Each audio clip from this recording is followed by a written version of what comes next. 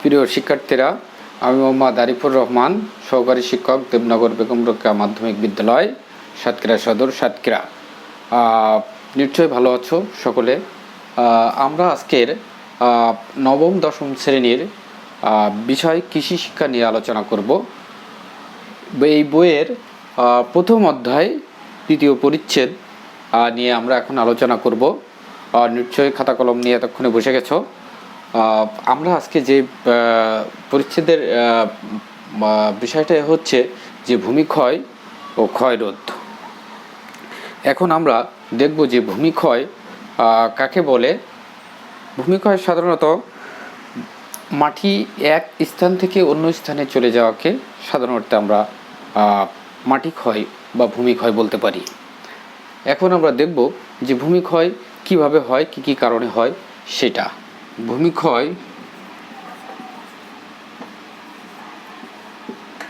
ভূমিক্ষয় বিভিন্নভাবে হতে পারে, সেটাকে আমরা এখন শ্রেণীবিন্যাস করব। প্রথমে দেখব যে ভূমিক্ষয় সাধারণত দুটি কারণে হতে পারে। এক হলো প্রাকৃতিক কারণ।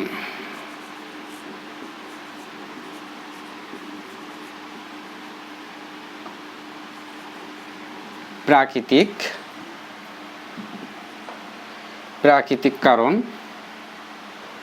আর হলো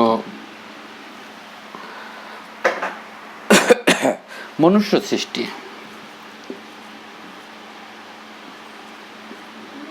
মনুষ্য কর্তৃক।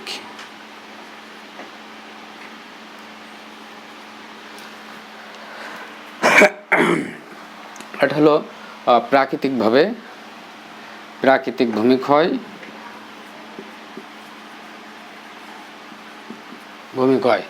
প্রাকৃতিক ভূমিক্ষয় আর মনুষ্য কর্তৃক ভূমিক্ষয়।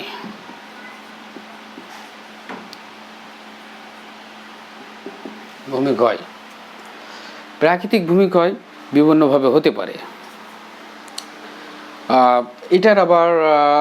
এটাকে আমরা দুটো ভাগে শ্রেণীবিন্যাস করেছি। এটা হলো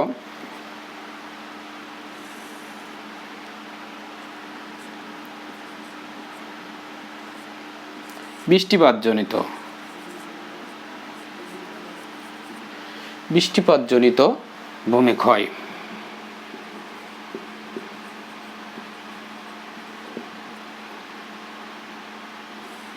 দুই নম্বরটা হলো বায়ু প্রবাহজনিত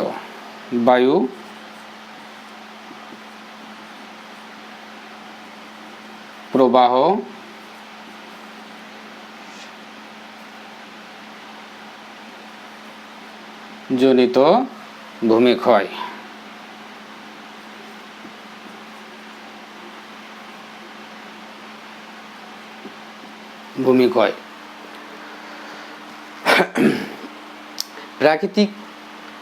প্রাকৃতিক ভূমিক্ষয়, এটাকে আমরা দুটা ভাগে ভাগ করছি। একটা হলো বৃষ্টিপাতজনিত ভূমিক্ষয় আর একটা হলো বায়ু প্রবাহজনিত ভূমিক্ষয়।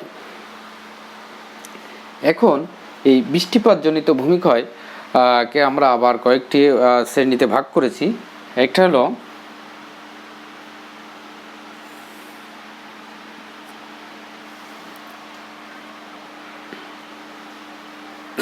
আস্তরণ ভূমিক্ষয়।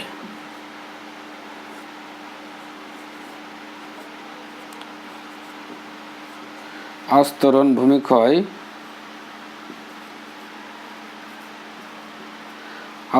ভূমিক্ষয়, রিল ভূমিক্ষয়,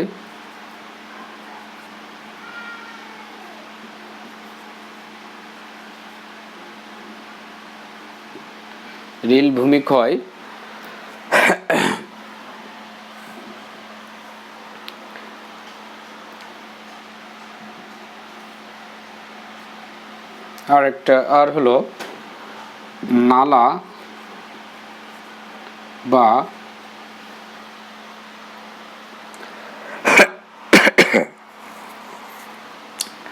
নালা বা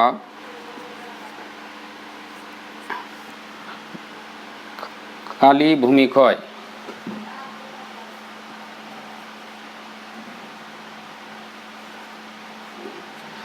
ভূমিক্ষয়।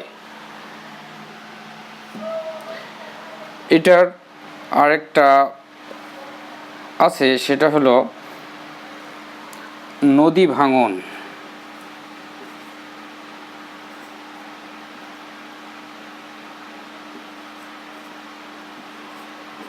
নদী ভাঙন। এখন আমরা এটা দেখব যে আমরা আজকের আমাদের আলোচ্য বিষয় ছিল যে ভূমিক্ষয় ও ক্ষয়রোধ।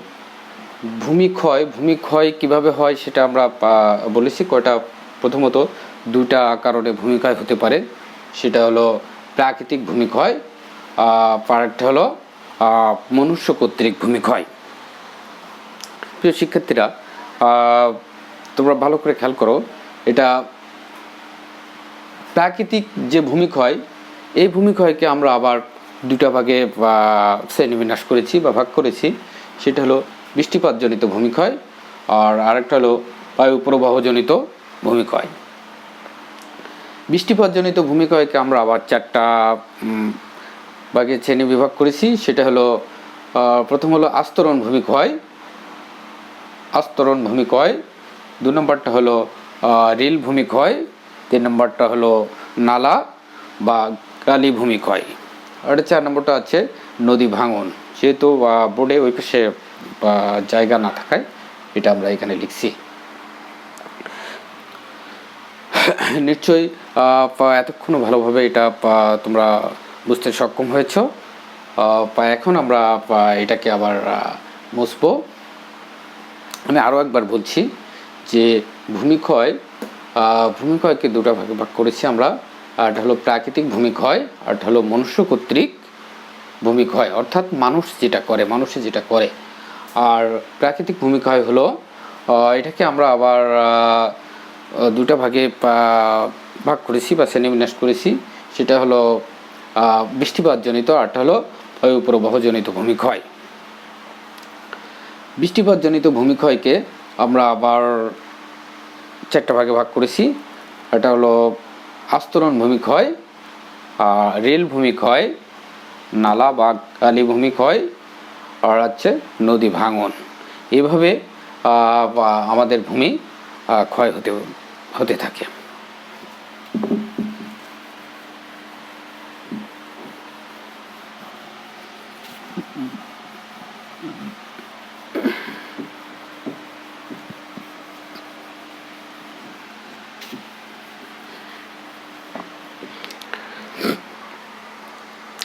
এখন আমরা দেখব ভূমিক্ষয়ের কারণ।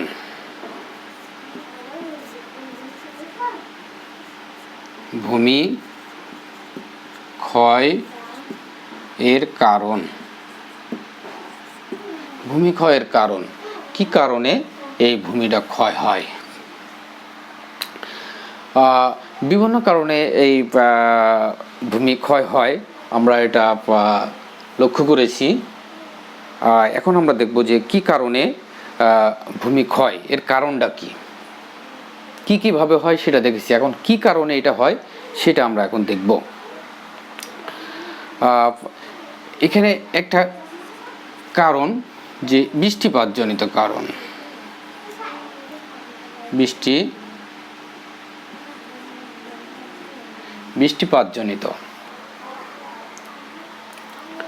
বৃষ্টিপাতজনিত কারণে ভূমি ক্ষয় হতে পারে।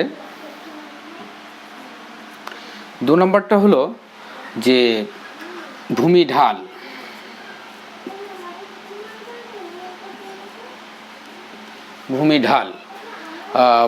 ঢালু জমির কারণে এটা ভূমি ক্ষয় হতে পারে।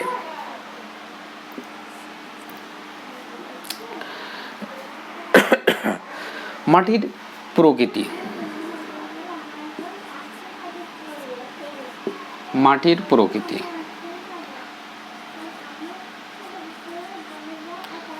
প্রকৃতি কারণে মাটির কণাগুলো এক জায়গা থেকে অন্য জায়গায় চলে যায়। এই কারণে ভূমি ক্ষয় হতে পারে বা হয়।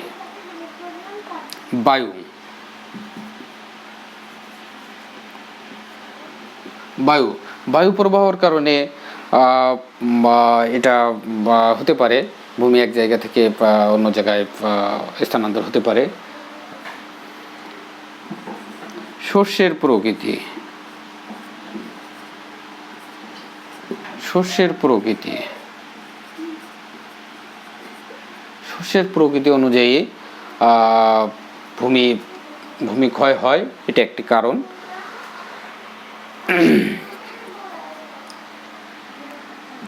6 নম্বরটা নিবিড় চাষ পদ্ধতি।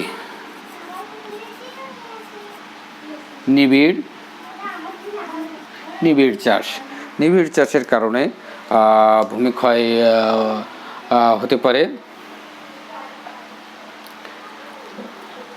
7 নম্বরটা হলো যে জমি চাষ পদ্ধতি।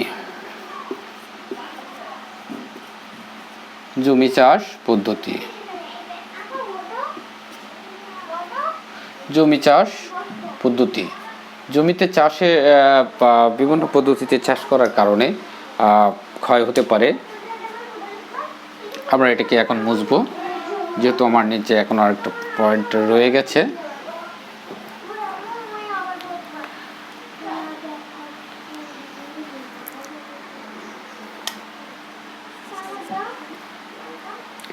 আট নম্বর পয়েন্টে আমরা দেখব যে মানুষের কার্যাবলী।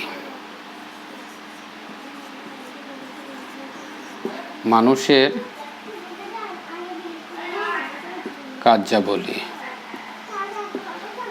কার্যাবলীর কারণে মানুষের যে কৃতকর্ম বা যে কাজ, মানুষ এক জায়গা থেকে অন্য জায়গায় নিয়ে থেকে আমরা সাধারণত এটা লক্ষ্য করেছি যে ইটের ভাটা বা অন্যান্য এর কারণে এটা হতে পারে। তো প্রিয় শিক্ষার্থীরা, আজকে এই পর্যন্তই। আগামী ক্লাসে আমরা আলোচনা করব যে ক্ষয় রোধ, এই ভূমির ক্ষয় কিভাবে রোধ করা যায় সে বিষয় নিয়ে আমরা আলোচনা করব। ততক্ষণে সবাই সুস্থ থাকো, সুন্দর থাকো, ভালো থাকো, এই আশা ব্যক্ত করে সবাইকে শুভকামনা দিয়ে আজকের ক্লাস এখানে শেষ করছি। আল্লাহ হাফেজ।